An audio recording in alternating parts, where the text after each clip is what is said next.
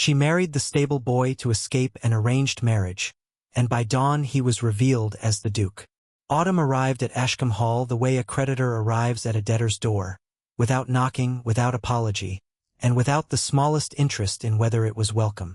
It came through the tall east windows first, a thin gray light that laid itself across the drawing-room floor like a length of unbleached linen.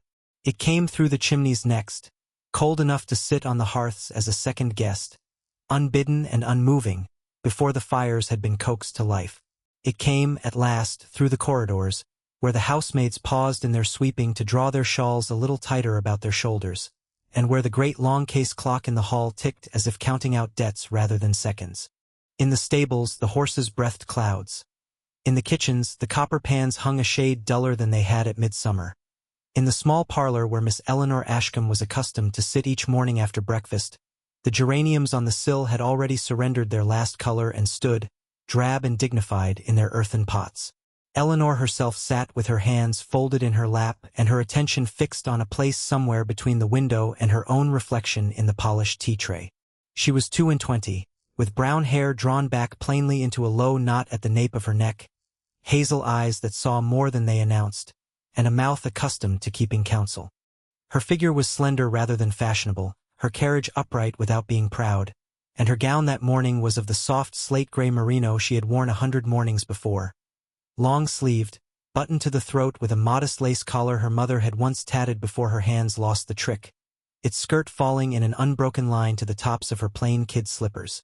Beside her on the small round rosewood table stood a chipped teacup, a saucer of untouched toast, and a letter which she had read 3 times already and would presently read a 4th. The letter was from her father. It was very short. It informed her, with the sort of dry courtesy country gentlemen used when settling the fate of daughters and mares, that Mr. Silas Perrin of Perrin's Bank in the town of Ledbury would be arriving before nightfall to sign the articles of her marriage, that the ceremony would be conducted by special license on the Wednesday following, and that she was to receive Mr. Perrin in the yellow drawing-room and to smile. Eleanor read the letter for the 4th time. She read the word smile. She set the paper down beside her tea, folded her hands again, and looked out of the window at the yew hedge, which the wind had begun to move in slow, disapproving nods. Then she said aloud to no one at all, no. The house did not answer. The clock in the hall ticked once, ticked again, and went on with its business of counting debts. Eleanor Ashcombe was not, in the ordinary reckoning of the neighbourhood, a person of consequence. She was the second and quieter daughter of Sir Hugh Ashcombe, an amiable and improvident baronet whose estate had been ploughed into steady failure by a succession of bad harvests, worse investments, and a fondness for horses that had never yet outrun his creditors. Her elder sister, Miss Cassandra Ashcombe, was 3 years her senior, 3 inches her taller, and 3 shades brighter, a girl the neighbourhood spoke of with the sort of admiring, weary phrases reserved for handsome young women who intended to be noticed and generally were. Cassandra had the yellow hair, the sky-blue eyes, the singing voice, the ready laugh, and the trick of arranging herself in a room so that the light fell on her at its most flattering angle. Eleanor had the trick of arranging herself in a room so that the light did not fall on her at all, if she could help it. This was, she had long since decided, an accomplishment in its own right, and one for which no drawing master had ever taken credit. She had learned it early. At 6 she had learned that when guests came, she was to make her curtsy after Cassandra had made hers, and that the guests would already be looking elsewhere. At 10 she had learned to sit in the window seat behind the curtain and read while the drawing-room filled and emptied about her.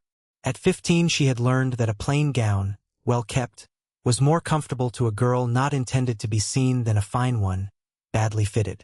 At 18 she had begun to keep the household books, because someone must, and her father would not. At 20 she had begun to know the yield of every field on the home farm, the age of every horse in the stable, the name and character of every servant in the house, and the exact number of pounds by which her father was in arrears to Perrin's Bank. At 22, on the morning of the letter, she knew that the sum had grown to something no honest harvest could ever repay, and that Mr. Silas Perrin was not a man to accept a daughter's blush in place of interest. She had, in her long apprenticeship at being unseen, developed one small compensating habit, or rather she had developed one and refused, over many years and against many opportunities, to abandon it. She kept, in her writing desk in the small parlor, a single unlocked drawer containing 3 things. The last letter her mother had written her on the afternoon before her death. A pressed sprig of rosemary from her mother's garden, brown now with the years, and a small blue-bound copy of Cooper's poems her uncle the bishop had given her upon her confirmation. The drawer was unlocked because there was no one in the house who would ever have thought to open it. It was the only drawer in the world she owned. She had, more than once, taken the small blue book out on a wet afternoon and read a page of it, and put it back. She had not read any of the other poems in the volume in 11 years. She had read the same 3 over and over. She had met him once. He had come to dine the previous spring, on a pretext of estate business, and had been seated across from her at the long dining table where 12 chairs stood empty between them and the head of the board. He was a man of perhaps 50, with a heavy jaw, a smooth pate combed over with pomaded strands of gray, and eyes the color of a wet slate roof. He had spoken twice during the meal. Once to say that the mutton was tolerable. Once to say, looking across the 12 empty chairs at her, that a woman who kept her father's books was a rare investment. He had smiled when he said it.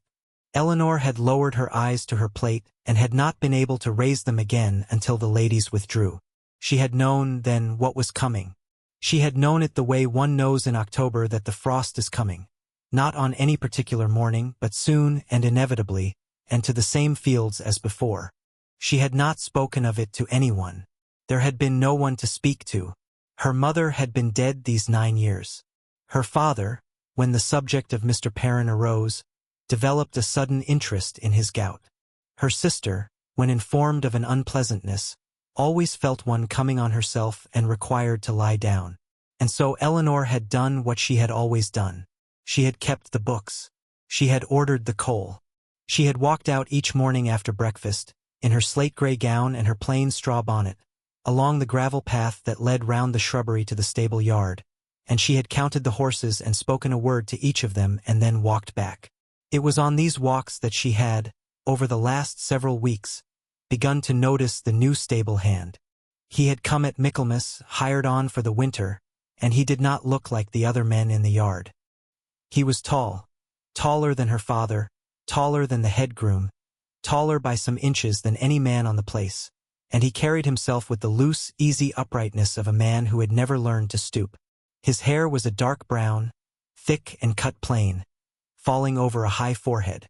His eyes were gray, not the wet slate gray of Mr. Perrin's, but a lighter, colder gray, the gray of a January sky at midday, and they had a way of resting on a thing until the thing gave up its secret and looked away. His shoulders were broad, his hands large and calloused, and his mouth, when it was at rest, was set in a line that suggested he had once had a great deal to say and had lately determined against saying most of it. He wore the plain fustian breeches and rough shirt of any yard hand, with a leather waistcoat over the shirt and a coarse dark coat when the cold demanded it. He answered to the name of John.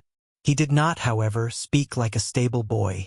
Eleanor had noticed this the first morning she had passed him at the gate. He had said, "Good morning, Miss Ashcombe," and had touched his forehead, and had stood aside for her to pass, and she had heard, in the plain 3 words, an ease of vowel and a precision of consonant that did not belong at all to the man who had brushed them out. She had glanced at him once and had looked away, and had walked on, and had told herself she had imagined it. She had not imagined it. She had heard it every morning since. And she had noticed, too, that when he handled a horse, the horse quieted. That when he handed her the reins of her old gray mare he did so with a slight, unnecessary bow that no yard hand had ever offered her. And that when the head groom cursed him for a slow answer, he took the curse without flinching and without heat, as a man takes rain when he has known worse weather. Once, coming round the corner of the tack room, she had seen him with a small brown and white terrier that had followed him from somewhere unknown, and she had watched him tear his own morning bread in 2 and give the larger half to the dog, and had heard him say, in a quiet undertone the dog was not meant to understand, "You and I, my friend, know something about scraps." He had not seen her. She had not made him see her. She had gone away with the sentence caught in her mind like a burr in the hem of a gown, and it had stayed with her, though she could not have said why. Now, on the morning of the letter, she rose from her chair in the small parlor, folded the letter once, folded it again, tucked it into the pocket of her gown, and went out. She did not go to her father. There would have been no purpose. She did not go to her sister. There would have been less. She went along the gravel path that led round the shrubbery to the stable yard, and she walked more slowly than usual, and by the time she reached the gate she had, with the strange clarity that comes to certain minds under great pressure, formed a plan. It was not a good plan. It was not, in most respects, even a sensible one. But it had the merit of being the only plan a woman of 22 and no property could conceivably enact between breakfast and dusk, and Eleanor Ashcombe had never let the imperfection of a plan hinder its execution. She found John in the second stall, currying the flanks of the bay gelding her father had bought 2 years earlier at more than the animal was worth. She stood at the stall door and watched him for a full minute before he turned. When he did turn, he did not start. He straightened, laid down the currycomb on the sill, wiped his palms slowly on his breeches, and said, "Miss Ashcombe." "John," said Eleanor. Her voice was low, but perfectly steady. "I have a question for you, and I will ask you to answer it honestly, because I have no time and no inclination for anything else. Are you a free man?" He considered her for a long moment before he answered. She saw, in that moment, the January sky eyes narrow the smallest degree, and she saw the corner of his mouth move. Not quite a smile, but the ghost of one, quickly put away. "I am Miss Ashcombe," he said. "You are not bound to any master or any wife or any obligation that would prevent you standing before a clergyman before nightfall and making an honest answer to a plain question." "I am not." "You are of age?" "I am." "Christian and unencumbered?" "On both counts, yes." She drew a breath and let it out. "Then I will make you an offer, and I will ask you to hear it out before you answer. My father has arranged a marriage for me. The gentleman arrives this afternoon. I will not have him. There is no one in this house who will refuse him for me, and there is no house in England open to me if I refuse him alone. If I am married before he arrives, the arrangement collapses of its own weight. The license he has procured is not transferable, and no clergyman will marry a woman already lawfully wed. I have in my possession a small sum in gold, my mother's, which is mine by will and not by my father's leave. I will give it to any man who will stand up with me before the curate at Little Ashcombe this afternoon and speak the words that make a marriage. He will have his money and his freedom by tomorrow morning. I will require nothing further of him, and I will hold him to nothing beyond the ceremony itself. I have no other means of asking you this. I am asking you." He did not answer at once. He looked at her for what seemed to her a very long time.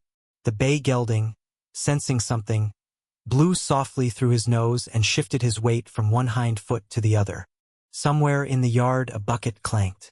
The January sky eyes rested on her, and Eleanor felt, with a sudden and quite unwelcome heat rising into her throat, that she had never in her life been looked at with such directness by anyone at all. "Miss Ashcombe," he said at last, and his voice, though still low, had lost the last pretense of the yard. "Do you know what you are asking?" "I know precisely what I am asking. You do not know me. I know that you gave your bread to a dog you owe nothing to. I know that when the head groom curses you, you do not curse him back. I know that you speak as if you had been taught, and that you do not speak of yourself. I know that you have been in this yard for 6 weeks, and that in 6 weeks I have not heard one man complain of you nor one horse fear you. I know, John, that this is not a great deal on which to build a marriage. It is, however, a very great deal more than my father has offered me on which to endure one. I am asking, will you?" He was silent again. Then, quite slowly, he inclined his head, the smallest bow, the same slight and unnecessary courtesy she had noticed him give her before with the reins. "I will," he said. They were married at 4:30 that afternoon in the small stone church at Little Ashcombe, by a curate who was too surprised to be scandalized and too grateful for the fee to inquire further. Eleanor wore her slate-gray merino and a plain bonnet with a black ribbon. John wore his best coarse dark coat, brushed until it took a shine it had not been born to, and a clean linen stock knotted plainly at his throat. There were 2 witnesses, the curate's wife, who wept for reasons of her own, and the sexton, who did not. Eleanor made her responses in a voice so low the curate had to lean toward her to hear. John made his in a voice so quiet it might have been mistaken for reverence. When the curate pronounced them man and wife, the church clock struck the 3/4, and Eleanor felt, quite unexpectedly, the touch of a hand at her elbow, light, respectful, steadying, as her new husband guided her out of the aisle and into the fading gray light of the churchyard. Mr. Silas Perrin arrived at Ashcombe Hall an hour later, was informed by a bewildered footman that Miss Eleanor had, that afternoon, been married to one of the stable hands, threw his glove upon the hall floor, demanded an accounting of Sir Hugh in language a footman could not repeat, and departed before the yellow drawing-room had been lit. The special license was voided. The articles were not signed. Sir Hugh took to his bed with his gout, and Cassandra, informed of the scandal, felt one coming on herself and required to lie down. Eleanor Ashcombe, now for a few hours yet, Eleanor whoever she was, went with her husband on foot, along the lane that led away from Little Ashcombe toward the small inn at the crossroads, where she had, with her mother's gold, engaged 2 rooms and a private parlour for the night. It was full dark by the time they reached the inn. The landlord, incurious and well paid, showed them to their rooms without a question. Eleanor sat down at the small table in the parlour, poured herself a cup of tea from a pot she did not remember ordering, and discovered that her hands were shaking. Her husband did not sit down at once. He stood at the window with his back to the room, one large hand resting on the sill, and looked out into the dark. He stood so for some minutes. Eleanor, watching him, thought that she had never seen a stable hand hold his shoulders quite so. At length he turned. He did not sit. He said, "Mrs. I do not know what to call you." "Eleanor," she said. It was the first time she had ever said her own name to anyone as if it were a thing she was giving them. He inclined his head. "Eleanor, I owe you a truth. I had meant to speak it tomorrow. I find I cannot let a night pass with it unspoken. Will you hear it?" She set down her cup. "Yes." He drew a breath and let it out, and for the first time since she had met him, she saw a thing pass across his face that might have been called uncertainty in a lesser man. Then he squared his shoulders, the same easy, unstooped uprightness she had noticed at the stable gate, and said, quite plainly, "My name is not John. My name is Henry Ashford Grey, and I am the Duke of Velmore. I have been 6 weeks in your father's stables under a false name, on a matter of my own that has nothing to do with you, and I did not intend, in any circumstance, to bring it under your roof. You have married a duke, Eleanor. I did not tell you before the ceremony because I did not think it fair to secure your consent by any inducement other than the one you were offered, the freedom of a plain man from a bad bargain, in exchange for the freedom of a plain woman from a worse one. I tell you now, before the sun rises upon this marriage, because you have a right to know before any other soul in England knows it, and because I will not have you learn it from a servant or a newspaper. I have a house in Berkshire and a house in London. I have an income you need not think of. I have, and this I say to you not as an inducement but as a plain fact, no wife, no child, no encumbrance, and no intention, from this hour forward, of leaving you at any inn, in any lane, or in any drawing-room to bear the consequence of this day alone. That is the truth.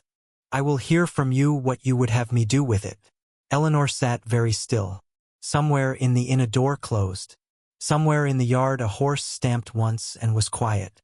She looked at the man in the plain dark coat who was, apparently, the Duke of Velmore, and she felt neither triumph nor gratitude nor fear. She felt, principally, a great and level astonishment, and beneath the astonishment, something older and quieter. The same still, patient thing that had sat in her all her life and taken the letter and folded it and put it in her pocket and walked out to the yard. "Sir," she said, after a long moment, "I married you upon your word that you were a free man. You were. I bargained for nothing further. I will not now bargain for more because more has, without my asking, been offered. I have your name and you have mine. That, for tonight, is enough for me. In the morning we may speak of the rest." He looked at her a long time. Then he did the strangest thing. He crossed the small parlour, took her hand where it lay upon the table, bent, and touched his lips very briefly to the back of her fingers. The courtesy of a duke, made to the wife of a duke in a private parlour of a wayside inn. "Then in the morning, Eleanor," he said, "we shall speak of the rest." He did not enter her chamber that night. He took the second room, and she took the first, and Eleanor Ashford Grey, Duchess of Velmore, lay awake for a long time in the strange bed listening to the wind picking at the shutters and to the slow, deliberate ticking of some clock elsewhere in the inn, and thought, quite calmly, quite steadily, and rather more slowly than her habit, that a woman who has escaped one arranged marriage by walking into another had no business closing her eyes on the first night of it, until she had understood a very great deal more than she yet understood. She slept, in the end, only after the first gray of dawn had begun to lay itself across the windowsill like a length of unbleached linen, the way autumn had come that morning into the small parlor at Ashcombe Hall, before any of this had begun. 200 miles away, in a house in Berkshire that had stood 400 years, an old woman in a black gown was rising from her prie-dieu, folding her hands into the sleeves of her shawl, and asking her maid, in a voice like dry paper, whether there was yet any word from her grandson. There was not. The Dowager Duchess of Velmore inclined her head, walked to her writing desk, and began, in the small precise hand of a woman who had outlived 3 sons and 1 husband, a letter to a lawyer in London. From his perspective, the morning after the wedding began at 5. Henry Ashford Grey, Duke of Velmore, had never, in his 36 years, formed the habit of sleeping past dawn, and marriage had done nothing to alter it. He rose, dressed in the same plain clothes he had worn to church, went down to the inn yard, saw that the horses he had quietly ordered up from the neighboring town in the small hours had indeed arrived. A plain traveling chaise, 2 decent bays, and a taciturn coachman who knew his master by sight and had been paid to know no one else, and returned to the parlor to wait for his wife. He had, in the course of the 6 weeks he had spent in Sir Hugh Ashcombe's stables, formed a great many opinions about the household of Ashcombe Hall. He had formed, in particular, one very clear opinion about Miss Eleanor. He had watched her cross the yard every morning in her slate-gray gown. He had noticed how the men, without being spoken to, quieted their tongues when she came near, and how the horses turned their heads to her. He had marked how she counted them under her breath as she passed the stalls, and how the small brown and white terrier, which had adopted him within a week, would leave his side without a backward look the moment she appeared at the gate. He had heard her, one afternoon, standing beside her father's steward in the tack-room, dictating from memory the arrears of every tenant on the home farm, together with the illnesses in each cottage and the number of children under 7, in a voice that neither judged nor pitied but simply, unarguably, knew. He had listened to Sir Hugh one evening, complaining loudly in his cups to a visiting neighbor that his younger daughter had a distressing habit of being right, and he had heard the neighbor laugh and reply that a distressing habit of being right was the surest sign of a plain wife, and that Sir Hugh should be glad the burden had not fallen to Cassandra. Henry had not laughed. He had gone back to the stall he was mucking out, and had continued to muck it out, and had thought a great deal about the woman in the slate-gray gown. He had not come to Ashcombe Hall in search of a wife. He had come in search of a horse, or, more precisely, a horse-thief.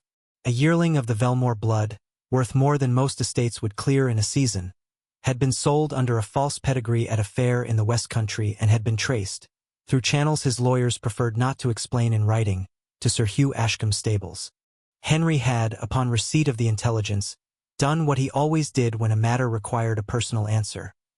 He had gone himself, in the plainest clothes he owned, under a plain name, and had taken a place in the yard, and had watched and listened and waited. Within a fortnight he had established, beyond any question, that Sir Hugh Ashcombe had been the innocent, indeed the credulous, victim of an unscrupulous horse-coper working from the neighboring county, that no member of the Ashcombe household had knowingly touched a stolen animal, and that the yearling itself had been quietly moved on to a buyer at Newmarket. He had written the necessary letters to his agents, arranged for the yearling's recovery through the ordinary legal courses, and, having completed his errand, ought to have gone home. He had not gone home. He had, instead, remained in the yard another 4 weeks, on the pretext of a lameness in the bay gelding that had never, in fact, existed, and he had watched Eleanor Ashcombe walk out each morning in her slate-gray gown, and he had known, with the same still, level certainty with which he had known at 19 that he would take his degree and at 27 that he would refuse the Earl of Hastings' daughter, that he would not leave the yard until he had put himself in the way of speaking to her without a servant between them. He had not, however, expected her to speak to him first. He had not expected her, in the language of a woman who has thought a thing through and will not now be argued out of it, to offer him marriage across a stall door. He had not expected, in the plain church at Little Ashcombe, to answer the curate's question with a voice that shook the smallest degree. He had not expected any of it. And now, standing at the window of the inn parlour and watching a thin autumn light lay itself across the yard, the Duke of Velmore, who had commanded regiments, opened parliaments, and told the King of England, once, in the privacy of a small room, that His Majesty was mistaken, felt, for the first time in a great many years, quietly, entirely, and without complaint, not in command of a situation, and was surprised to find that he did not mind. Eleanor came down at 8. She had dressed in the same slate-gray gown, brushed as clean as traveling would allow, and had done her hair in the same low knot. She met his eyes across the small parlor without flinching, made her curtsy, not a stable-hand's daughter's curtsy, but a slow, exact one, of the sort her mother had taught her at 11 and she had rarely had occasion to use, and said, "Good morning, Your Grace." He rose. "Henry," he said, "between the two of us, if you can bear it." "Henry, then." "Between the two of us." They breakfasted together in a silence that was neither strained nor easy but attentive, as if each were listening for something. The landlord brought bread and cold ham and tea. Henry ate simply and neatly, as a man does who has learned to eat in strange places. Eleanor ate very little. When the plates were cleared, she folded her hands in her lap and looked at him plainly and said, "You have, I presume, formed some intention as to what we do now." "I have. I should be obliged to hear it." "I have a house in Berkshire," he said. "It is called Velmore Court. It is a very old house and, I am afraid, rather a large one. It is at present occupied by my grandmother, the Dowager Duchess, and by a household of some 30 servants. I have not, in the 4 years since I inherited, brought a wife into it, and I had not intended 6 weeks ago to bring one into it this year. I have brought one now. I should like, with your permission, to take you there. Not to display you. Not to announce you. To bring you home. You need see no one for a fortnight if you do not wish to. You need see only my grandmother, who will not, I believe, dislike you. You need do nothing beyond be quiet and be looked after and consider, without hurry, what sort of woman you intend to be in this new life. Beyond that fortnight we shall speak again. Whatever you decide, I shall abide by." Eleanor considered him. "You are very careful with me, Henry." "I am." "Why?" He was silent a moment. Then he said, "Because you married a stable hand yesterday to escape a worse fate, and I do not intend to be a worse fate to you than the man you fled." She lowered her eyes to the table. She did not answer at once.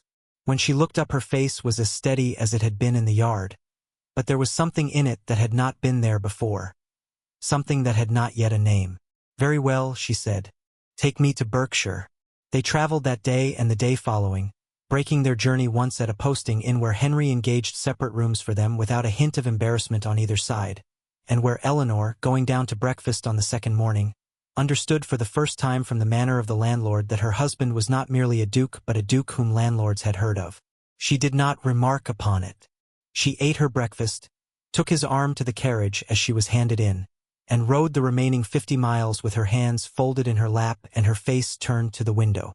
Velmore Court, when at last they came in view of it, rose out of a long shallow valley in Berkshire in a great pale mass of honey-colored stone, 4 stories high, with a park of some 600 acres about it and a lake in front of it that was, at that season, the color of pewter. There were 70 windows on the south front, and Eleanor counted them, as they came up the drive, out of pure defense against her own astonishment. Henry saw her doing it and did not remark. He said only, as the carriage drew up before the great stone steps, "I ought to warn you that my grandmother will meet us in the hall.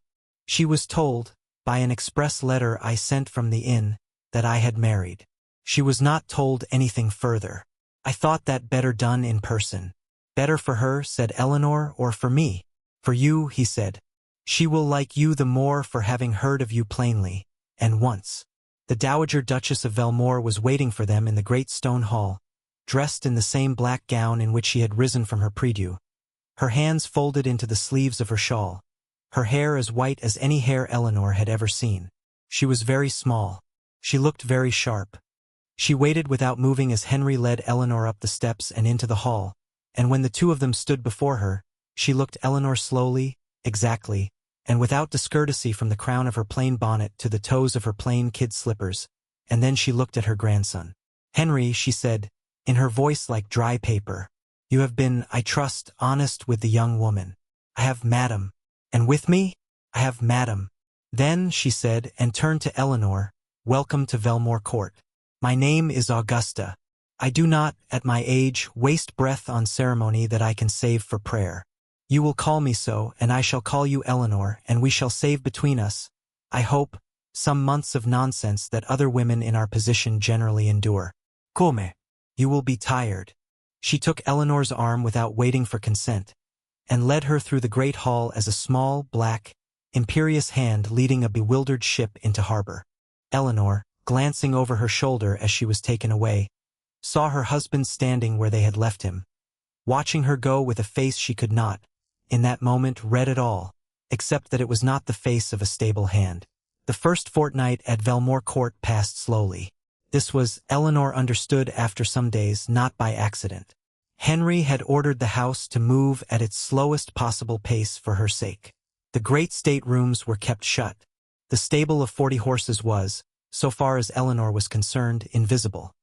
She saw only her own quiet gray mare, brought up in a hired van from Ashcombe, standing patiently in a stall near the back gate. The formal dining room, which could seat 40, was not opened. She and Henry and Augusta took their meals in a small breakfast parlor off the library, at a plain round table that seated 4 at most. The servants, who had been drilled by the housekeeper on the day of her arrival, spoke to her only when spoken to in low voices without curiosity, and with the exact courtesy of a household long trained not to disturb its mistress. Eleanor understood on the 3rd morning that she was that mistress. She did not, at first, feel it. She woke each morning in a great high bed hung with pale blue silk in a room that was 3 times the size of her old bedroom at Ashcombe. She rose, washed, dressed in one of the 3 plain slate-gray gowns her maid had. She could not tell how, quietly caused to be laundered, mended, and pressed until they looked less plain than they had been, and went down to the small breakfast parlor, where Augusta was always already at the table with her chocolate and her prayer book, and Henry generally came in from the yard with the smell of cold air on his coat. They spoke of the weather. They spoke of the tenants. They spoke, sometimes, of a book Augusta was reading.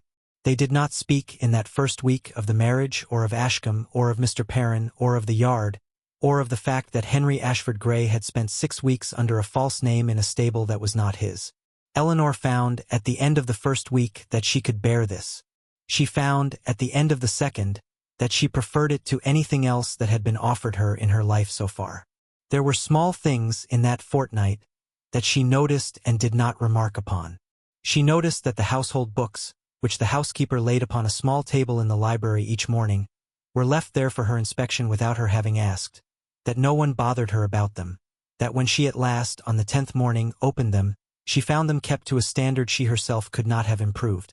She noticed that the fires in her sitting room and bedroom were laid, each evening, with a small handful of dried lavender laid upon the coals for the smell, which was a courtesy she had, in 9 years of managing Ashcombe herself, never once been able to afford.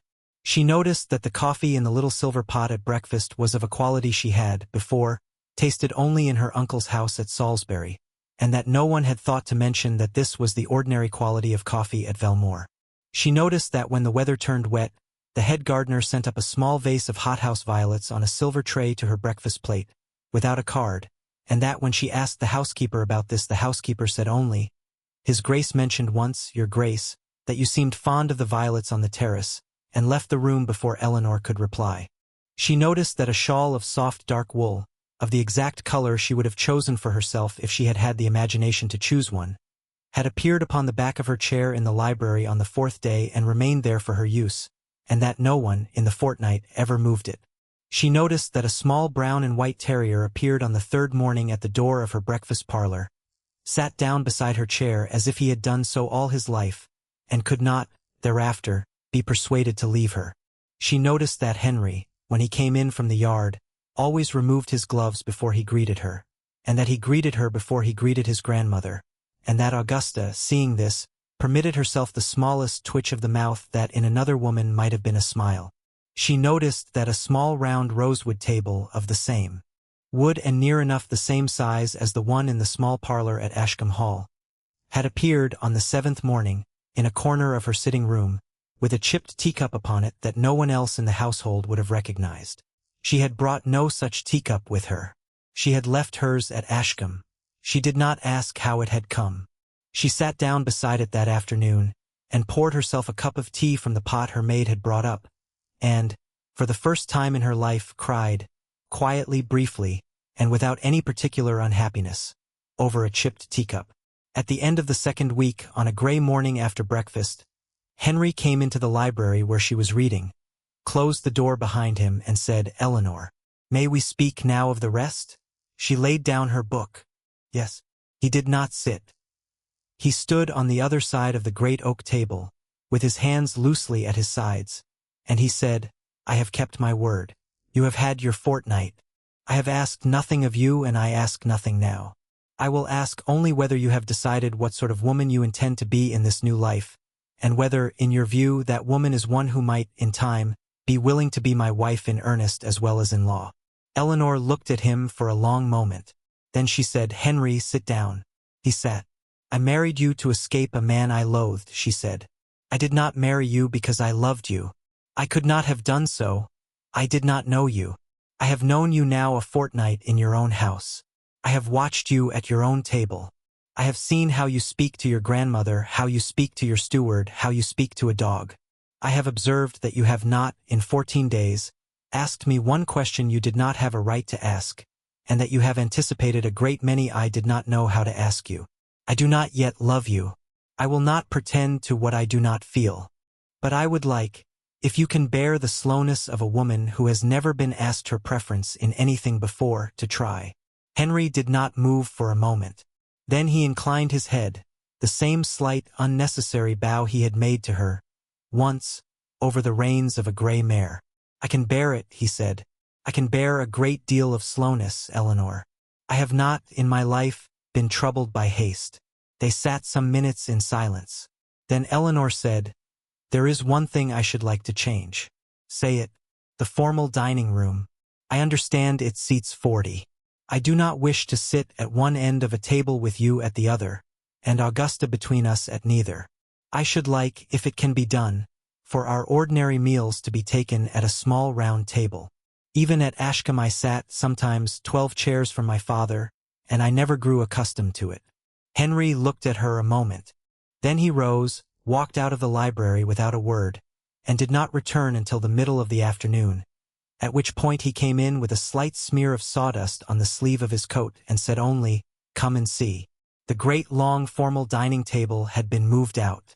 In its place, in the center of the vast room beneath the crystal chandelier and beneath the family portraits of 400 years of Ashford Greys, stood a small round rosewood table, set for 3. Eleanor stood in the doorway a long time.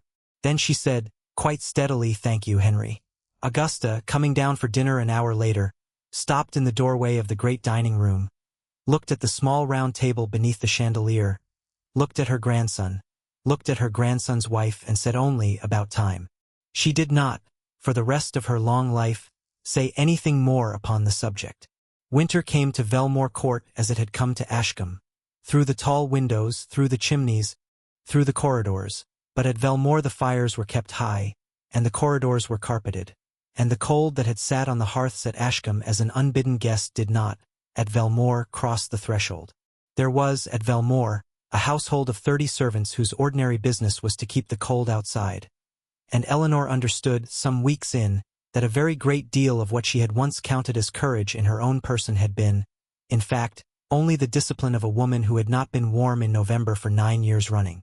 To be warm, and to be well fed, and to be spoken to civilly at every hour of the day, was, she discovered, a form of luxury so profound that a woman who had never known it might almost, at first, mistake it for a moral improvement in her own character. Eleanor learned the house. She learned its west wing, where the state-rooms slept beneath dust sheets. She learned its east wing, where the family lived. She learned the little chapel, where Augusta went every morning and evening. She learned the library, which was the largest room she had ever entered that was not a church, and in which she formed the habit on wet afternoons of sitting in a window seat behind a curtain and reading, a habit she had brought unaltered from her 6th year. She learned the home farm, which was better ordered than her father's had ever been. She learned the tenants, whose names she committed to memory within a month. She learned the small village at the gate of the park, where the innkeeper's wife, upon being greeted for the first time as Mrs. Barton by her name and asked after her rheumatism, sat down abruptly upon a barrel and had to be given water. She learned Henry. She learned that he read Latin for pleasure, that he could not carry a tune to save his life, that he detested cards, and that he could sit for an hour with a small dog on his knee and not, apparently, need any other companion. She learned that when he was angry he did not raise his voice. He lowered it. She learned that he laughed rarely, but that when he did, he laughed as a boy laughs, without dignity and without warning. She learned that he had loved his mother, who had died in his 14th year, and that he had loved his father, who had died in his 32nd, and that he had, in the 4 years since his father's death, been extremely alone. She learned that he took his coffee black and his tea with a great deal of milk, that he wrote his own letters in his own hand, even to persons his secretary could adequately have written to, that he could not be induced to sit down to a game of whist, but would, in the right mood, play chess against himself for a whole evening, moving the pieces slowly, as if giving each of them time to consider its position, and that he had, in a locked drawer in his study, a small bundle of very old letters, written in a woman's hand which he had never spoken of and which Eleanor never asked to see, because she understood without asking that they were his mother's, and that a man is entitled to keep something in a drawer of his own for the whole of his life.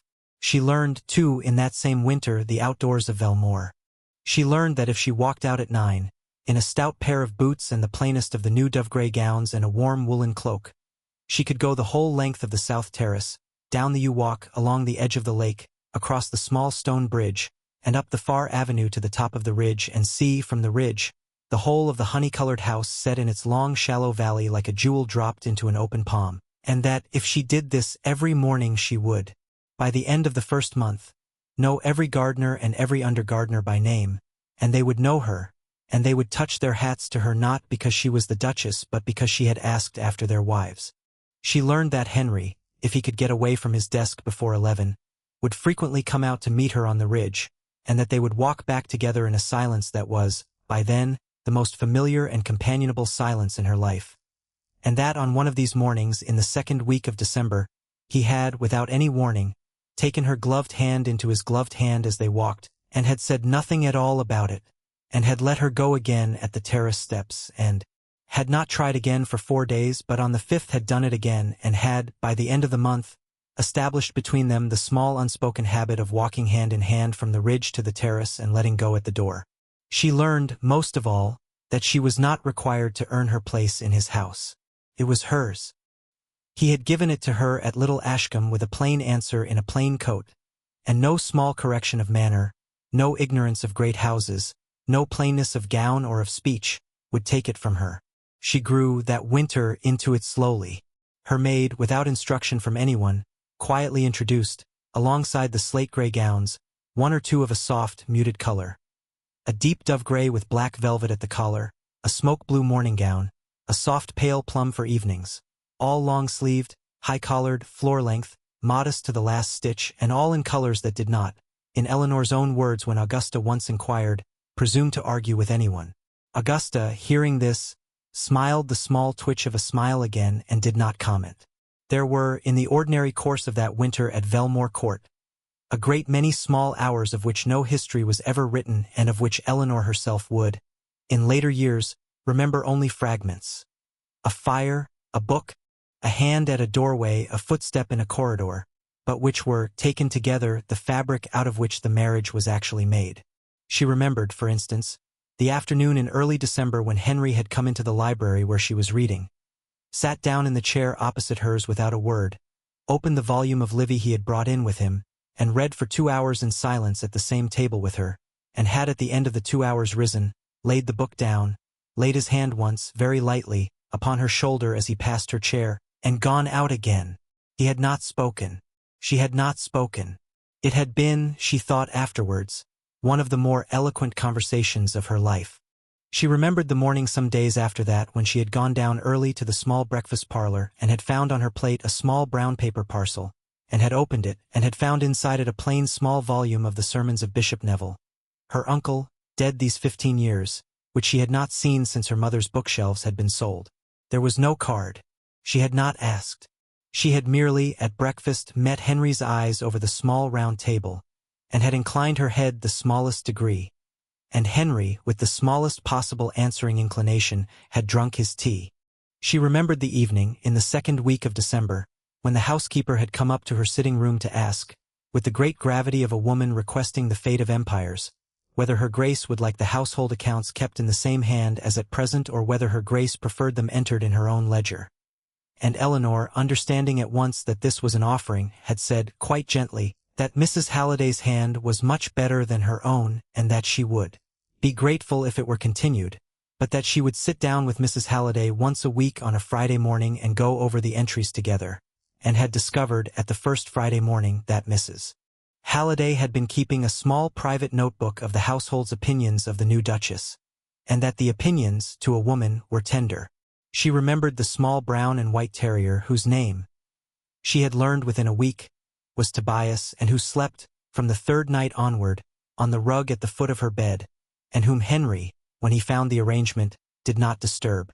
She remembered the morning she had asked Henry, at breakfast, whether he had had a nurse when he was small, and whether she was still living, and whether she was well provided for. And Henry, laying down his cup very slowly, had answered yes and adequately, and had spent the following 3 days establishing that the answer was true, and had thereafter increased the woman's pension by a third and never spoken of it. She remembered the afternoon Augusta had, without preamble, produced from a locked drawer a small velvet case containing a string of very old, very quiet pearls, had laid them upon the table in front of Eleanor, and had said, "These were my mother's. I have worn them for 60 years. They will look better upon a neck that has not yet earned the lines of mine. Put them on when you please. Do not put them on when you do not." And Eleanor, thanking her, had put them away in the drawer of her dressing table, and had brought them out only once that winter, on Christmas Eve at the small round table in the great dining room, and had seen, when she came down in them, that Henry, in the doorway, had looked at her for a full second longer than was his habit before he had come forward to hand her to her chair. Augusta, of course, had noticed. Augusta noticed everything. She had said only, "They suit you, my dear," and had sat down. On a wet afternoon in January, Eleanor came into the library to fetch a book and found Henry standing at the window with a letter in his hand and a look on his face she had not seen before. "News?" she said. "News," he said. "London. My cousin, Lord Ridley, has died in a hunting accident. It is a small tragedy. He was not a young man, and he was not, I am obliged to say, a great loss. But his estate is entailed in a fashion that requires my presence in London this spring for a court of chancery, and my grandmother is of the opinion that this spring is also the spring in which I ought to bring my wife to town." Eleanor set down her book. "There is no help for it, Eleanor. Sooner or later we shall be in London, and it is better done sooner, and better done under my grandmother's eye, than later and under a stranger's. There will be a great deal of talk. There has been already, I know. There will be, in particular, one drawing-room in Grosvenor Square which will make it its business to be unkind to you. I mention it not to alarm you but because you have a right to know the ground before you cross it." "Whose drawing-room?" "The Countess of Marlowe's, my aunt on my mother's side, whose daughter, my cousin Isabella, was, before she was told otherwise, expected in most of the drawing-rooms of London to be, by this time, the Duchess of Velmore." Eleanor did not move for a moment. Then she said, "Ah, just so." She turned toward the fire, and stood with her back to him for a moment, and then she turned again and said, "Henry, tell me plainly, did you court her?" "No." "Did you speak to her of marriage?" "No." "Did anyone speak on your behalf?" "My aunt, 6 years ago, in my father's lifetime, wrote to my father twice on the subject. My father, who did not care for my aunt, did not reply. 2 years ago my aunt, upon my father's death, wrote to me. I replied that I had no such intention. My aunt has not been pleased with me since. Isabella herself I have met 4 times in company, and I have not, on any of those occasions, spoken to her of anything more particular than the weather. And yet the drawing-rooms of London expected the match. They expected it. My aunt, in particular, expected it and made it her business that others should. It was expected in an age when I was 22 and Isabella was 17, and there was, on my side, no impediment beyond a private disinclination that I did not consider it my aunt's business to know. It is not, at this moment, an expectation. It is, at this moment, a grievance. I see. You will meet her. You will meet my aunt. You will, in all probability, meet them both at Lady Wenlock's ball, which is the first great occasion of the season, and to which we shall be invited within the month. My aunt will not, I think, do anything under her own roof. She is a woman who prefers other women's roofs for her worst work. Isabella will do only what her mother directs her to do. Neither of them will forgive you for having married me. Neither of them will forgive me for having married you. That is where we stand. I tell you now because I will not have you, on the night of that ball, look across a ballroom and be surprised by a face that hates you. Eleanor thought a long moment. Then she said, Henry. Yes. I have been hated all my life by people less well-placed than a countess. I do not, on the whole, feel that a countess adds a great deal to a habit. Henry did not smile. He looked at her a moment. Then he crossed the library, stopped in front of her, took her hand, as he had done in the parlor of the inn on the first night, and did not, this time, kiss it. He only held it a moment and then set it down and said quite quietly, I did not know when I married you what I had married. I know now. They went up to London the second week of March. The Velmore town house in Grosvenor Square was smaller than Velmore Court and yet, to Eleanor's eye, more terrifying, because of its proximity to the drawing rooms of everyone whom she had ever heard of and none of whom she had ever met. She was received on arrival by an under-butler who knew her by name, by a housekeeper who had, apparently, laid in 3 months of preserves for her before her arrival, and an hour later by Augusta, who had traveled up the day before and who was already, in the small first-floor sitting-room, engaged upon a list of persons to be, and not to be, admitted during the first week. You will not receive, Augusta said, in her voice like dry paper, any callers this week, save my 3 oldest friends and the wife of my chaplain. You will call in the second week upon 9 houses which I shall name to you, in an order which I shall determine. You will attend, upon the 12th of April, Lady Wenlock's ball, and you will wear a gown which I shall have chosen for you, upon which, because I know something of you by now, you and I shall have agreed. You will smile at anyone who insults you. You will answer no insult in kind. You will bow to my sister, the Countess of Marlowe, and to my niece, Isabella. You will speak 2 civil sentences to each, and you will pass on. Do you understand me? Ido, Augusta. Good. Sit down. We shall now go through the seating plans of every drawing room in Mayfair, and I shall tell you where the ambushes are. Ring the bell, my dear. I find this sort of instruction goes more prosperously with tea. The gown Augusta chose was of a soft, unfashionable, pale silver silk, high-collared, long-sleeved, floor-length, without a single flounce, with only a plain band of silver embroidery at the cuffs and hem. It was a gown that did not, in Eleanor's own phrase, presume to argue with anyone. Augusta, when the modiste brought it, looked at it a long moment and said, You will not, in this gown, be the handsomest woman in the room. I do not expect to be. You will be, in this gown, the woman a great many people find it hard to look away from. There is a difference. Learn it. Eleanor learned it. She learned, too, in the weeks before the ball, a great many other things about the London that had opened, cautiously, to receive her. She learned that half the drawing rooms of Mayfair had, in the fortnight after her marriage was announced, laid wagers on the length of her tenure at Velmore Court, that a certain Mr. Perrin of Perrin's Bank had, upon receiving news that his intended bride was now the Duchess of Velmore, been indisposed for a week, that her sister Cassandra had written her a letter of 6 pages upon the injustice of being an elder sister and receiving no invitation to town, and that Eleanor had answered it, in a single page, with a settlement of £200 a year upon Cassandra out of her own pin money, and a plain sentence to the effect that she would be pleased to receive her sister at Velmore Court in the autumn, but not, on any account, at Grosvenor Square in the season. She learned that her father, Sir Hugh, had written her one line, My dear, I am glad of you, and no more, and that this had made her cry once, at the small round table in the corner of her sitting room, and no more. She learned that Henry, in London, worked harder than she had known any man to work. 6 mornings a week at the House of Lords, 3 afternoons a week at the Court of Chancery, an evening or 2 a week at his club, and that he came home each night at whatever hour, and looked in at the door of whatever room she was in before he went upstairs, and said only, You are well? and, on being told that she went away quietly. She learned that this small ritual, so small she could have set her watch by it, was worth to her more than the whole townhouse and its silver on the sideboards.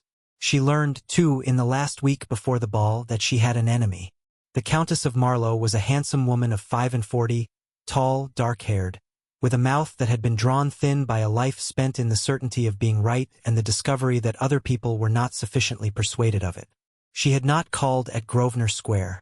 She had, however, arranged that Eleanor should be present at 3 drawing-rooms in which her own presence was expected, and had, on each occasion, been observed by a great many people to enter the room, look at Eleanor, look through Eleanor, and turn away. Her daughter Isabella, a slender young woman of 23, with the same dark hair, the same tall figure, and none of her mother's public composure, had done the same thing after her, with a delay of perhaps 3 seconds, and Eleanor, who had learned in her 6th year to know when she was being looked through, had marked both delays, and had smiled at the 3rd drawing-room and had passed on, as Augusta had instructed. It was Augusta, on the morning of the ball, who told Eleanor plainly what she was walking into. "My sister's grievance, Eleanor, is not with you. It is with me, and with my late nephew, and with my grandson, and with every Ashford Grey these 40 years who has failed to marry an Ashford of Marlowe. She has, out of that grievance, engineered for many years an expectation of a match between Henry and Isabella which she had no right to engineer. My grandson broke that expectation 4 years ago. You did not break it. You are, in her eyes, only the person on whom the breakage may most conveniently be blamed.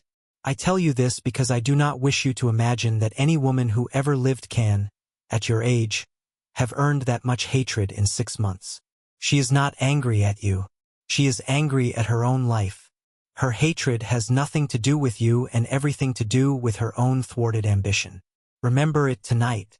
I shall, Augusta. "Good. Go and dress. I shall come to your room in an hour, and I shall inspect the results. And if I do not approve of your hair I shall say so, and you will not, upon that occasion, mind me." "I shall not mind you, Augusta." The ball at Lady Wenlock's house in Berkeley Square began at 9:30. By 10 the great double stair had ceased to be walkable and had become, instead, a slow procession.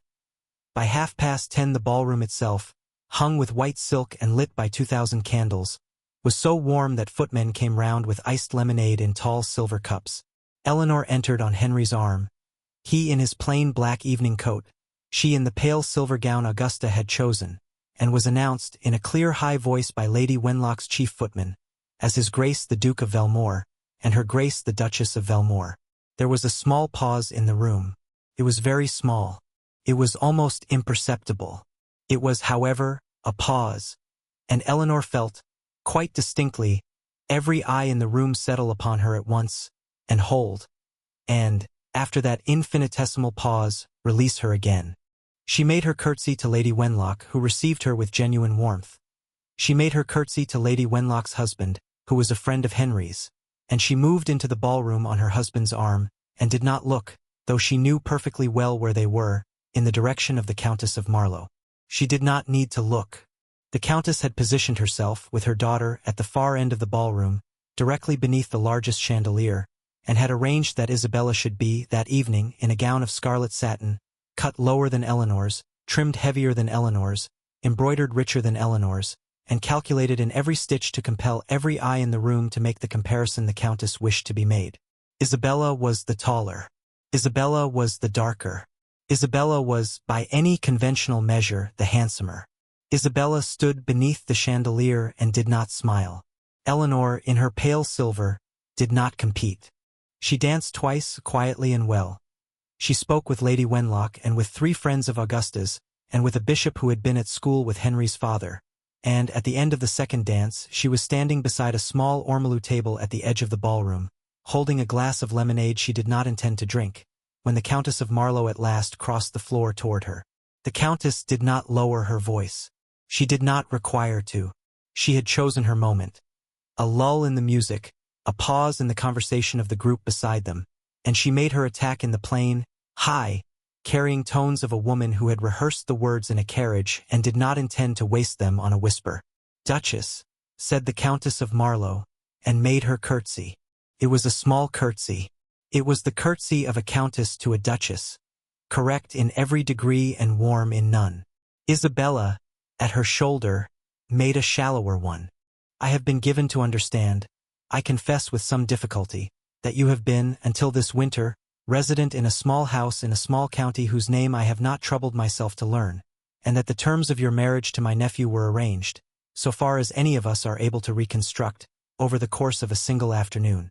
I have wondered, many of us have wondered, whether we ought not, in charity, to satisfy our curiosity as to the precise nature of the arrangement, so that no unkind rumor should be permitted to circulate at your expense. Perhaps you will oblige us with a plain account of it. She had spoken loudly enough that the group beside them had turned. Loudly enough that the music, resuming, had not covered her. Loudly enough that a circle of some 20 persons, without any of them appearing to move, had by the end of the second sentence formed itself about the ormolu table. Eleanor was aware, without turning her head, that Henry was some distance behind her, that Augusta was closer, and that Lady Wenlock at the far end of the room was moving with the calm, deliberate step of a hostess who has smelled smoke, in their direction. She did not need any of them. She had understood, in the second sentence, exactly what was being asked of her, and exactly what would be understood if she did not answer, and exactly what would be understood if she did. She set down her lemonade. She made a curtsy to the countess, smaller than the countesses, because the countess was, of the two of them, the lower in rank, and Eleanor's 6th year had taught her that a duchess bows to a countess only so far and no further, and she said, in a voice that was low but perfectly, distinctly audible to every one of the 20 persons standing about them, and to the 4 persons beyond that group who had also, by then, turned, "Madam, I shall be pleased to oblige you. My father, Sir Hugh Ashcombe, is a baronet of Wiltshire, whose family has held its land since the reign of Henry VII. My mother was Elizabeth Neville of Ledbury, whose brother was the late Bishop of Salisbury. My marriage to His Grace the Duke of Velmore was solemnized in the parish church of Little Ashcombe, upon a special license lawfully obtained, in the presence of the curate of that parish, his wife and the sexton, and was subsequently registered in the diocesan record on the following Monday. The terms of the marriage were those of the marriage service in the Book of Common Prayer, which I take it your ladyship is acquainted with. If your ladyship desires any further account of the arrangement between His Grace and myself, I shall refer your ladyship, with His Grace's leave, to His Grace, who is, I believe, the only other person in England entitled to be interested in it. She was silent a moment. So was everyone within the circle. So, for that same moment, was the Countess of Marlow. Then the Countess of Marlow, who had come to that ballroom with a plan and had discovered, in the space of 30 seconds, that her plan had not survived the encounter, did what women of her sort do when their plan has not survived the encounter. She reached, with her gloved hand, into a small silk reticule at her wrist. She drew out a folded piece of paper. She opened it without hurry and read from it in the same high-carrying voice, so that no one in the circle should miss a word. I have here, she said, a copy of a document, very kindly furnished me, in confidence, by a gentleman of my acquaintance in a certain provincial banking house, which purports to be a promissory note for £1,800, signed by Sir Hugh Ashcombe, upon which the interest is at present 6 years in arrear, and against which no honest security in his estate remains. It has been suggested to me, I do not, of course, myself suggest, that a daughter of a gentleman standing in such an embarrassment might well be induced to accept, in a great hurry, and by a special license, and from the hands of a man she had known for 6 weeks in a stable, the offer of the first title that could pay her father's debt. I do not, of course, myself suggest.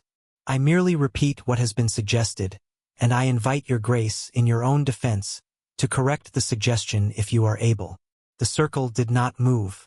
Isabella, beside her mother, had gone very white. Lady Wenlock, some paces off, had stopped where she stood. Augusta, a little to Eleanor's left, laid her hand very lightly upon Eleanor's arm, and Eleanor, without looking at her, understood that the hand meant only, I am here. Say what you will. Eleanor did not at once say anything. She was aware, without turning her head, that Henry had entered the circle behind her. She could not see him. She did not need to see him. She had learned, over 6 months, to know the shape of the air at her back when he was present in it. And she knew, quite clearly, that he had made no move to intervene, because he had judged, rightly, that this was hers. She was aware, as she stood there in her pale silver gown beneath the 2,000 candles of Lady Wenlock's ballroom, of a great many things at once. She was aware of her father's letter. "My dear, I am glad of you." She was aware of a small brown and white terrier in a distant stable yard, being given the larger half of a piece of bread. She was aware of a small round rosewood table beneath a crystal chandelier. She was aware, most of all, of a plain man in a plain coat standing across a stall door, saying "I will." And she was aware, quite calmly, that the Countess of Marlowe had chosen, for her weapon, a piece of paper, and that a piece of paper could be answered. We'll take a very short break. If you don't want to miss new stories, please subscribe to the channel. Eleanor drew a very slow breath. She turned very slightly, so that she was addressing not the Countess only but the circle behind her. She inclined her head to Lady Wenlock, who had by now reached them, and she said in the same low, distinct, unhurried voice, "Madam, I do not correct the suggestion, because the suggestion does not require correcting. It requires only a plain account, which I shall now provide. The promissory note your ladyship holds is genuine. My father did indeed borrow £1,800 from Perrin's Bank of Ledbury 6 years ago. He has indeed not paid the interest. The gentleman to whom he owes the money is Mr.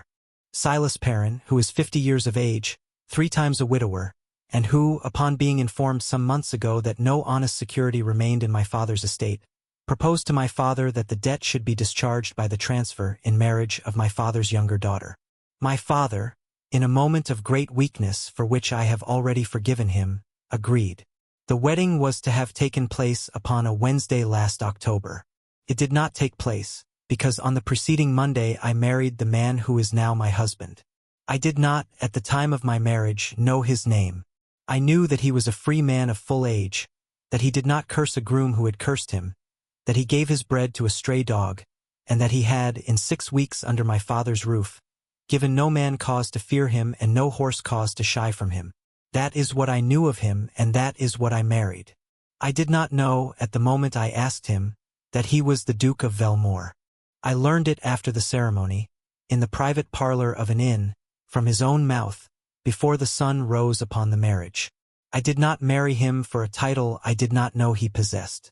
I married him because he was, upon the evidence available to me, the only man within my reach who had shown me the courtesy of a stranger without asking a price for it. The debt to Mr. Perrin was subsequently discharged, in full, by my husband, without my request and without my knowledge, upon our arrival in Berkshire. My father knows this. My husband knows this. I know this. I do not require your ladyship's leave to know it, but as your ladyship has taken the trouble to inquire, I have taken the trouble to tell you. Is there any other question your ladyship desires me to answer?" She did not raise her voice at any point. She did not look aside. She did not sit down. She did not step back. She did not, at the end, glance for reassurance at Augusta or Lady Wenlock or Henry. She stood in her pale silver, holding the Countess of Marlowe's eyes, and waited. The Countess of Marlowe opened her mouth once. She closed it again. And in the silence, the very brief, very complete silence that followed, another voice spoke. It was Henry's. He had crossed the ballroom without hurry. He had come to Eleanor's shoulder and had laid, for a moment, his hand very lightly upon the small of her back. Steadying, present, unhurried, exactly as he had done once, guiding her out of a churchyard in Little Ashcombe. Then he had stepped a half-pace forward, so that he stood beside her, and had faced the Countess himself. He did not raise his voice either. He never did. "Aunt," he said, "I chose her not for her fortune, because she had none. I chose her not for her name, because a Wiltshire baronetcy does not add a stone to the roof of Velmore. I chose her not for her beauty, though she has, in my eyes, the only beauty I have ever wished to look at across my own table. I chose her not for her family, though her mother was a woman of great goodness, and her father is a man of great weakness whom I have long since forgiven. I chose her because I stood beside her in your sister's own house, 6 weeks in a plain coat, and I saw her, and I was seen by her, when she believed herself to be invisible.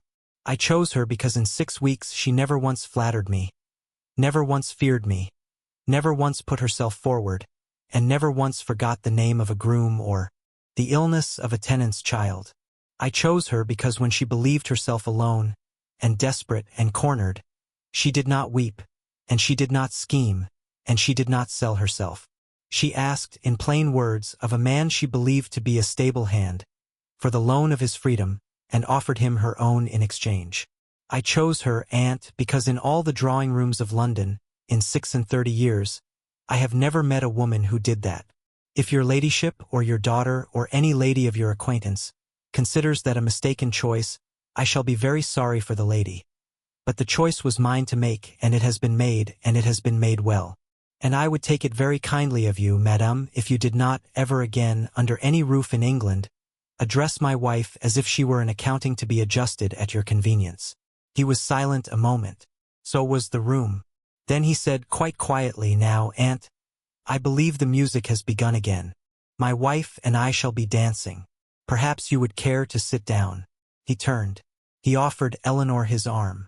She laid her hand upon it, and they walked across the whole length of Lady Wenlock's ballroom, through the 2,000 candles and the 70 silent guests, to the space beneath the chandelier where the dancers were forming, and there, because the musicians, who had heard every word, had had the wit to strike up a slow, private waltz rather than a country dance, they took the floor alone, for 4 beats, before any other couple joined them. Eleanor was not, by nature, a dancer. She danced that night as if she had been born to it, because her husband was leading her. They did not speak while they danced. They did not need to. Only, near the end of the second turn about the room, Eleanor said very quietly, so that no one else could hear, you did not have to say all of that, Henry. I did not, he said. I chose to. She looked up at him. His gray eyes, the January sky gray she had first noticed above a stall door, were steady on her. You were seen, Eleanor, he said, even when you thought you were invisible.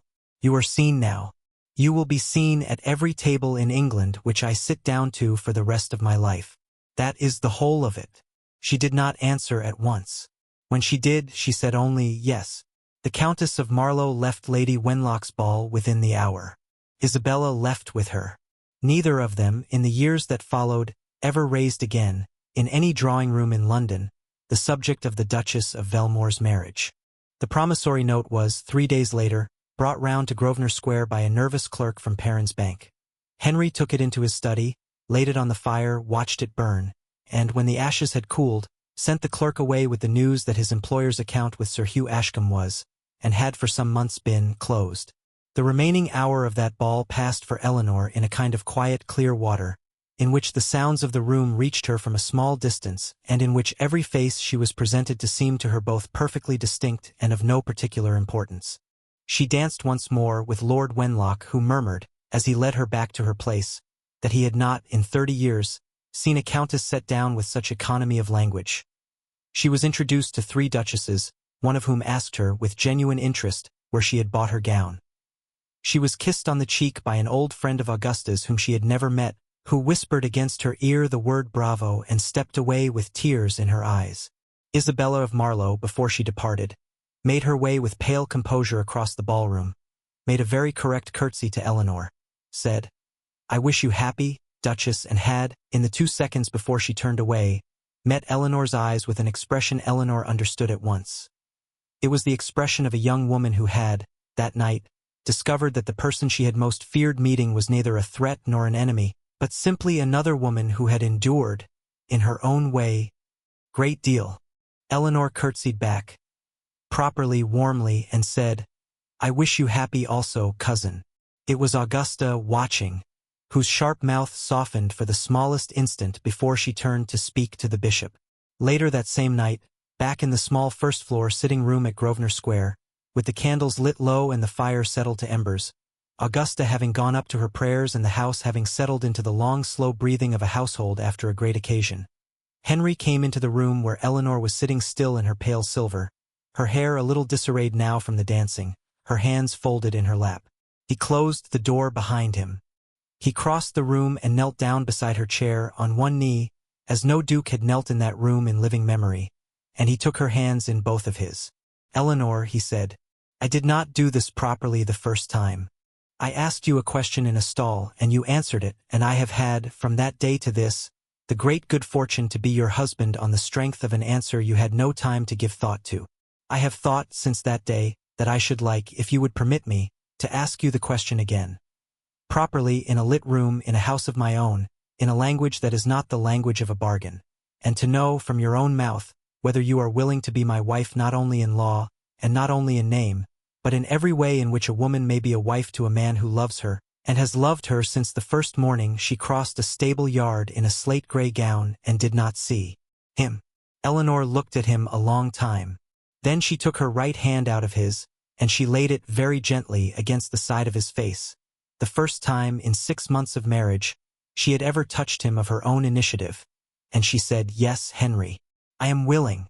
He rose. He did not, even then, take her in his arms without asking.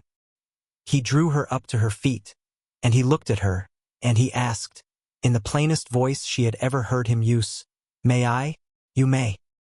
He kissed her, for the first time, quite slowly, in the small first-floor sitting-room at Grosvenor Square, with the fire settling and the great house sleeping about them.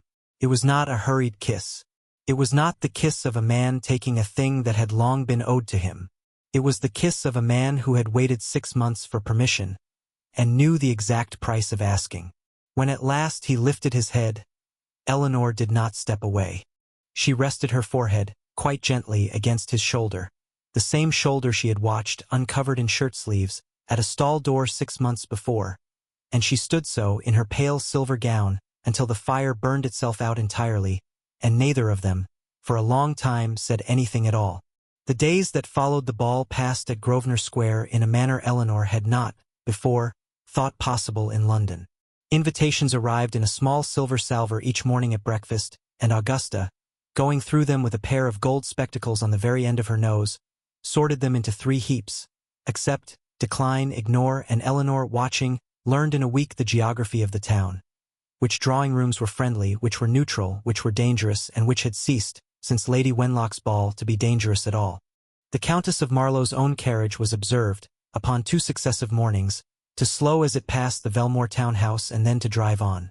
On the 3rd morning a small stiff note in the Countess's hand was left at the door, requesting, upon the Countess's return to town in the autumn, the honor of a morning call.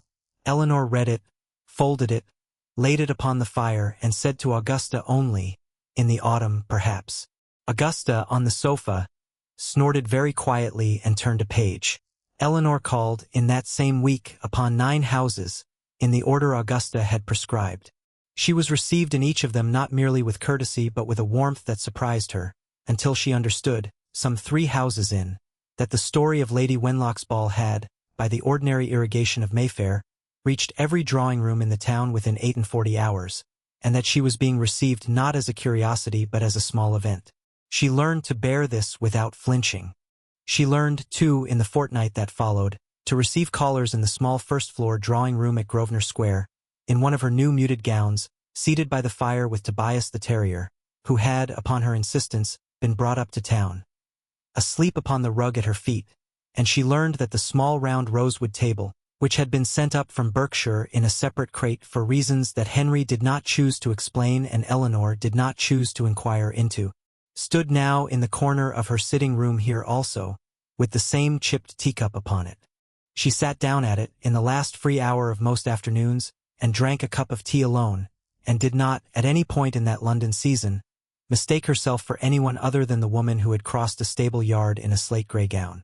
A year later, in the spring, Velmore Court sat again in its long shallow valley in Berkshire, honey-colored, 70-windowed, with the lake in front of it now the color not of pewter but of pale, unhurried blue. Sir Hugh Ashcombe, who had come up for a fortnight, sat in a bath-chair on the south lawn, wrapped against a light wind that no longer, at his time of life, felt like a creditor. His younger daughter had, upon his arrival, walked out to meet him, kissed him upon both cheeks, and installed him upon the terrace with a rug, a book, and a small brown and white terrier upon his lap, and he had not since expressed a wish for anything else. Cassandra, who had been sent for from Bath, sat under a parasol at a small table on the lawn, in a gown very much finer than her sister's, arguing with mild, contented energy about some point of horsemanship with the Earl of Anstey, a widower of 40 who had, over the winter, formed the settled intention of marrying her, and who would, in a further 6 weeks, succeed in doing so.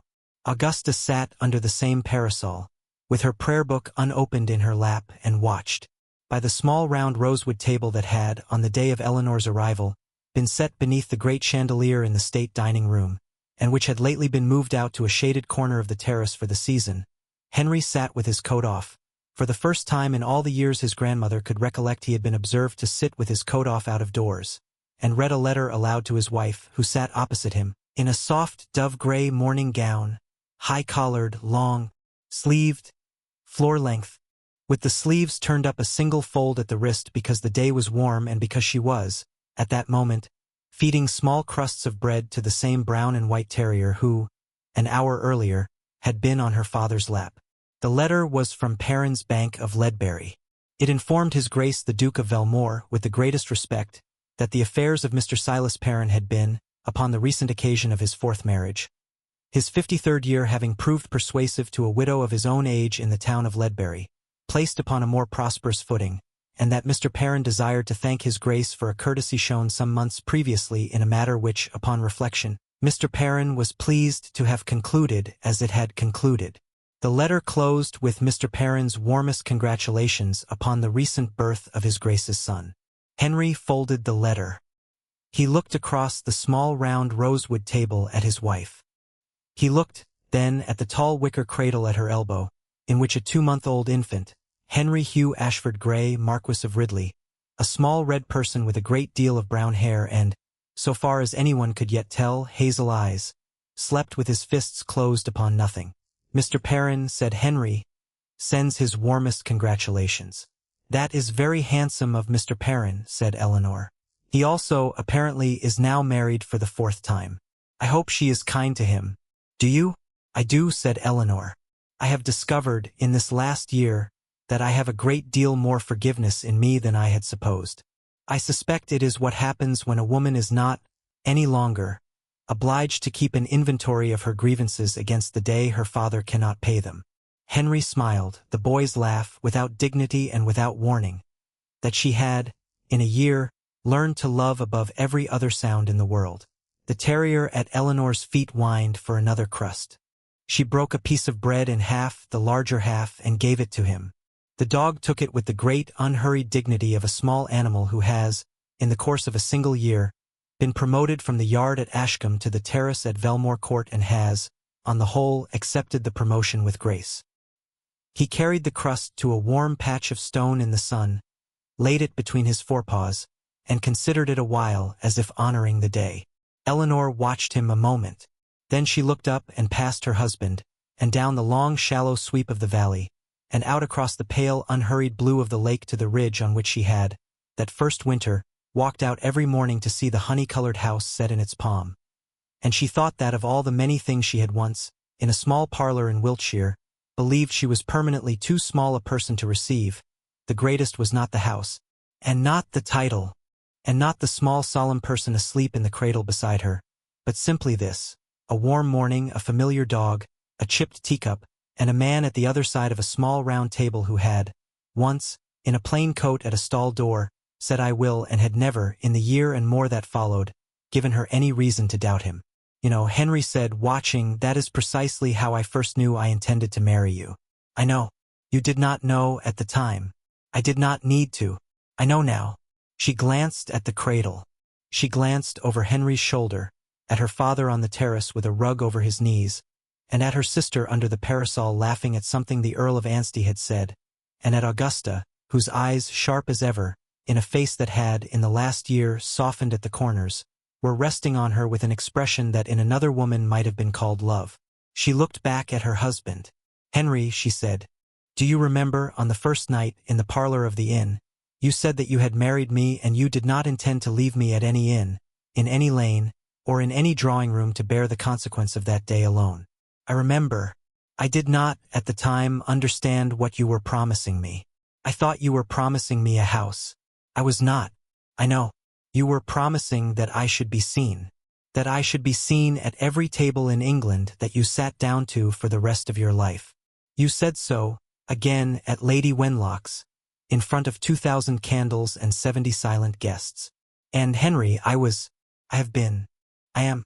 She lifted her cup, the same chipped teacup that had once stood on a small round rosewood table in the small parlour of a decaying Wiltshire house, and had, unaccountably, followed her into a duchess's drawing-room in Berkshire, and she raised it a fraction toward him. "You were seen, Eleanor," he said quietly, across the same round table. "Even when I thought I was invisible," she said. And in a small stone church at Little Ashcombe, at the far end of a green county, an old curate, who now had a new roof upon his vestry, and a new pew in the nave, and a small annual sum to the poor of his parish, all of them arriving, without any letter of explanation, upon the anniversary each year of a very quiet wedding he had once performed on very short notice, was, at that moment, rising from his desk to walk out into his garden, and was thinking, as he had thought each year, that of all the marriages he had solemnized in 40 years of a country living, one in particular had, against every reasonable expectation, turned out well. If you loved this story, you'll want to hear the next one. A merchant's daughter who agreed to become a governess in the northern hills, only to discover, on the first night of a great winter storm, that the master of the house was not, and had never been, the man his household believed him to be.